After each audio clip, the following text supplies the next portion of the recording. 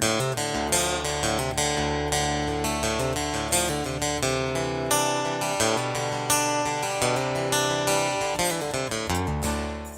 Scott, can you help us understand the millennials? I don't understand them. Can you help us understand them? They don't get it. They don't get it. They don't get where we're coming from.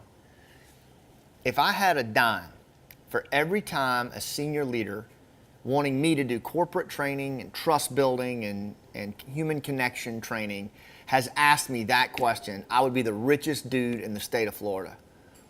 I can't tell you how many times people have helped me understand the millennials. Help me figure out the millennials, right? Could we do some training on understanding the millennials? And my question to them is always this: well, how about you have a millennial teach it? No. We just need somebody that understands them. You know, this is a common thing. I see it all the time, and it's not just with millennials and old farts like me. It's actually in all kinds of in-group and out-group dynamics. You always have this going on.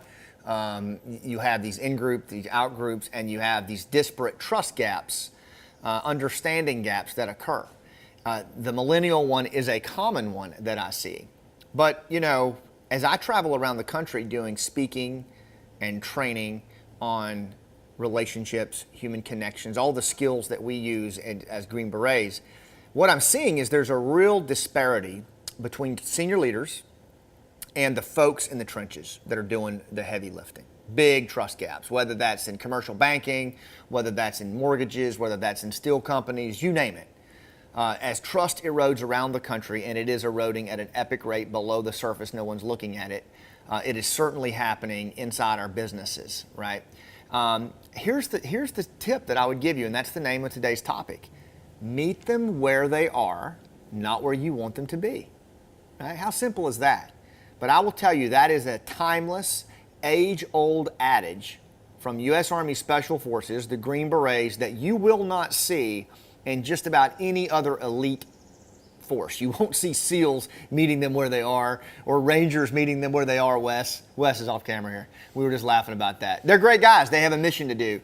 Special Forces, because we're 12 dudes, that's it. We have to go into rough places and stay for a long time and mobilize people from the inside out to stand on their own. We have to meet people where they are, not where we want them to be, right? Because we're so outnumbered and outgunned, that would never work. But isn't that true in your life? Right? Isn't that true in your community? Isn't that true in your business? I mean, what's good for us in life and death, what isn't it true for you with time and money? Right? If you try to jam people from the top down or the outside in and compel them or coerce them to move in the direction that you want them to move, because I said so, damn it. With the erosion of trust the way that it is today, those days you are on the path of the dinosaur as a leader, right? And it fully explains the disparate trust gaps that we have between senior leaders and the folks doing the lifting in the trenches. And it's a universal dilemma. So what I'm telling you is, meet people where they are, not where you want them to be. And I realize that in some ways that's counterintuitive. That's not what we're taught in a lot of leadership circles. It's not what we're led to believe in corporate, or certainly in the military, right? We put our hands on our hips and traveling Overwatch, and we said, because I said so, the same way we do with our kids. And I guess there is a time and place for that coercive approach, but very rarely. You know, most of the time I've found, even in life and death situations, that if people follow you because they choose to, not because they have to, they'll run through walls for you. They'll achieve things bigger than life for you. They'll give their lives, in some cases, for you, if you believe enough in them. Why is that not possible when time and money is involved? Why? Humans are all wired the same way. We're all built around social grouping, empathy, and reciprocity. I know, I've studied it my entire adult life. We just choose not to do it. We choose to take the transactional, contractual approach to a Western society that is above the waterline and ignore 990,000 years of social programming. So what I'm telling you right now, you can take this to the bank. You can put this in play in your life. Meet people where they are, not where you want them to be. Right? Now, how do you do that? I'm going to give you 3 things that you could do today, right now. Right? Walk out your door, put into play, and you'll see a shift. First thing is embrace local realities. right? Embrace local realities. And by the way, they're all in this book right here, Game Changers. The context of this book was Green Berets and other special operators going into tribal areas that were trust depleted and inspiring them to stand on their own and fight back against the Taliban, who had their foot on the collective throats of these villages. But everything I'm telling you that we did in life and death works in time and money, right? And the first thing is embrace local realities, right? In this picture of the cover, I know it's hard to see, but that's a team leader there. He's got a beard. He's in indigenous clothing. He's sitting in a circle of a tribal jirga. He has no agenda, no PowerPoint. He understands the value of long-form communication and physical connection and story and status. And he's working within those local realities. He's not trying to jam it in his body armor and Velcro looking like RoboCop. But the same is true in your world, right? If you're a senior leader, are you trooping the line, as we say in the military, going down to the floor to check on the folks, the little people, right? And you have no clue of what their micro realities are, they're not going to tell you a damn thing. They're not going to share anything with you other than what they have to share with you to get you the hell out of their sight, right? Appreciate, embrace local realities for what they are. And to do that, you've got to want to do that. You've got to lean in. You've got to actively listen. You have to make human connections, right? And there is a skill to that. But if you will appreciate the local realities and ask questions to gain insight to those local realities, and really because you want to know, right? That's the first step. The second step is understand the human domain, the human terrain that is your business, right? Inside your business. Who are the relevant players inside there? What do you know about them? Do you know their origin story? Do you even know their backstory? Have you ever asked to hear it? Right? Do you know what makes them tick? Do you know what keeps them up at night? Have you ever mapped out the social networks inside your business and the relationships and the tensions that exist there? If you're trying to move into a new customer base, have you done that? Have you looked at the relevant players that are out there, your avatars, and the relationships that exist there and the tensions that exist there, right? Just taking the time to understand who the connectors are in your relevant arena, who the champions are, the people with influence, the tensions that exist. What is the erosion of trust inside your business? Have you ever tried to? It can be measured. Trust can actually be measured in time and money, in transaction costs. You can measure trust, right? Stephen Covey's book, The Speed of Trust, or Working with Me, right? But you can measure trust. What is the erosion of trust in your business inside your human domain? And with that, on the other side, what is the level of conflict that is persistent there? Is conflict the default mechanism down on the floor? Is conflict the default mechanism down in sales? Is conflict the default mechanism between sales and acquisitions?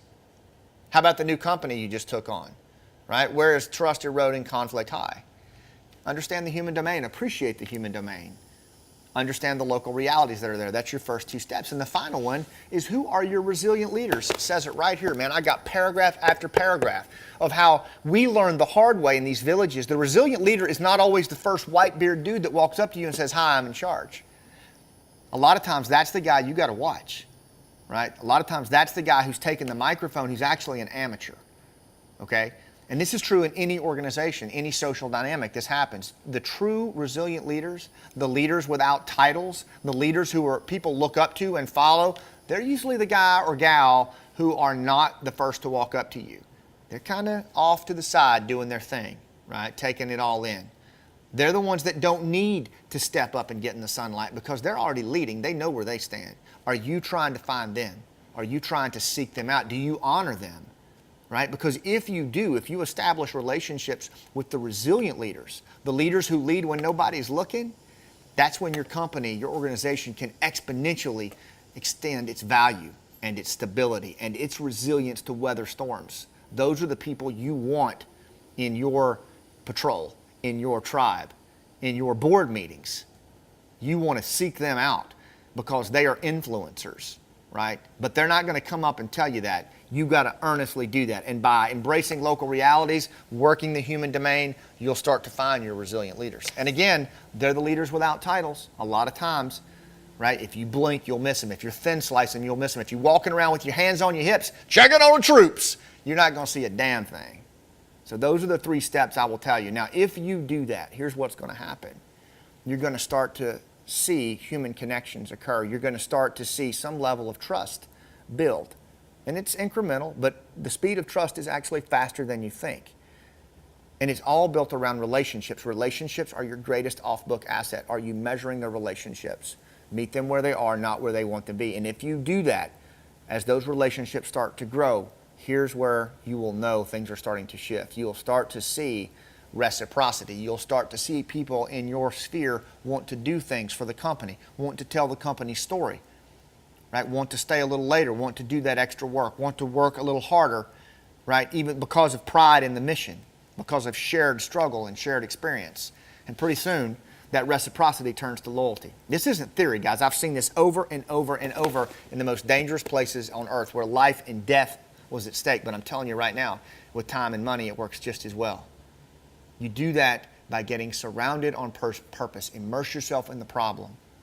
Don't just stand on the side and admire it. There's enough people doing that. Immerse yourself in the problem. Get surrounded on purpose. Meet people where they are, not where you want them to be. Pick up a copy of Game Changers. Check it out. Or just stay tuned into our tribe. And you'll learn how to do this. It is a very powerful thing, and less than 0.0000005% of the American population ever tries this approach. But the ones who do, they're the ones that are going to crush it in this trust-depleted era. So, the very next thing I want you to do, look at your organization. Where's the trust gap? Focus there. Go right to it. Meet them where they are, not where you want them to be. Appreciate the local realities. Learn to read the human terrain, right? And look for those resilient leaders. And you'll find yourself surrounded on purpose and leading from the inside out. Until next time, I'll see you on the high ground.